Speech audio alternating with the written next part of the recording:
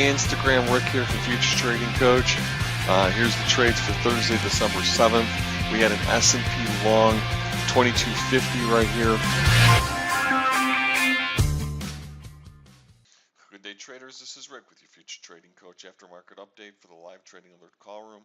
Today's Thursday, April 19th, and I'm going to let you guys know what we did today. We're currently long in the NQ right now from 64.50. I just closed up the room, but I told everybody if they wanted to take that. We had target of 71, and then 82. If the market gets up to 90, well, we could potentially see, 95 to 6,800 or higher. That may be asking a lot for now because it's lunch, but I left the guys with that trade before we left and said it's a death candle reversal pattern, one of our advanced setups. But let me run through here everything from left to right. We had a ton of trades today, all winners, and we are going to go through it today. In the ES, in no particular time order from left to right, we did have a short power play. Let it come up a little bit. Some people did. It's 96.50, between 96 and 96.50 at the 951 candle here, and you'll see that trade went down nicely. Initial surge went down for up to about 6 points, and then if anybody trailed or anything like that, obviously they wouldn't have been able to stay in. But if you left your last runner at entry, never came back up there, and you'll see it went all the way down. But we'll say, could have got a lot more, but we'll say up to 6 points there. For those who were in, I did have offer an add-on opportunity, which made a little bit, another couple points here. But again, that's only for people who are still in from up top. A lot of our action was in the NQ. NQ this morning. First trade was a short here. 68.0450 power play short. Trade made up to about 20-25 ticks.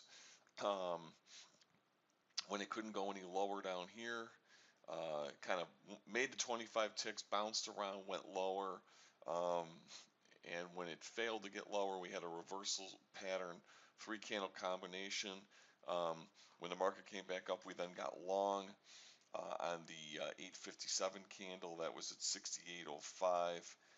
Again, the trade made up to about 20 ticks. Got another reversal signal at resistance. We had what was called the ZL.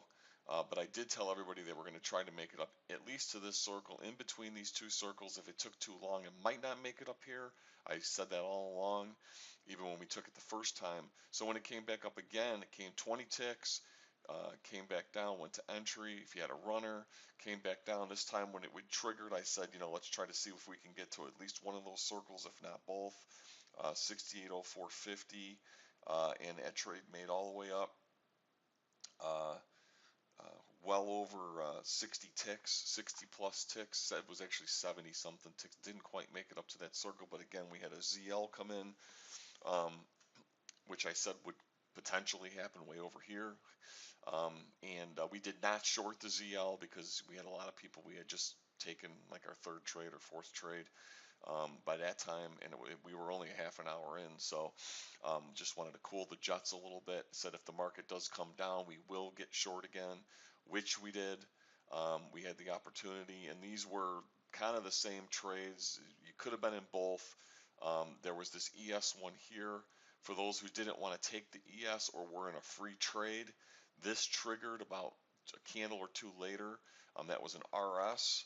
So per the rules of the room, if we're in a free trade, we can get in again, as long as we're in we can't be in two trades that are not risk-free, meaning we have profits and we have runners going.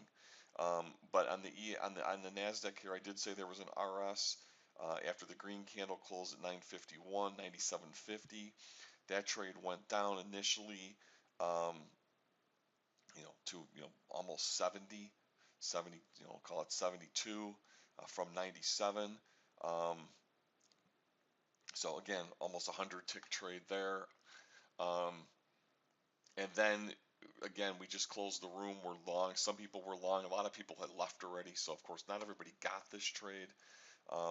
But I had to run because I have to go to medical appointment. Long 64.50. The trade's already in profits. I said if they can sustain above 66.25 on a closing basis, that we will have those higher targets, and that's still running. So far, um, 20, 25 ticks, and we'll see if it gets to the higher targets there. And then in the gold, again, not everybody can trade the gold.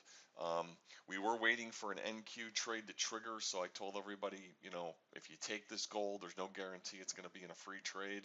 Some people prefer the gold. So again, not everybody was necessarily in this because we had other trades going on.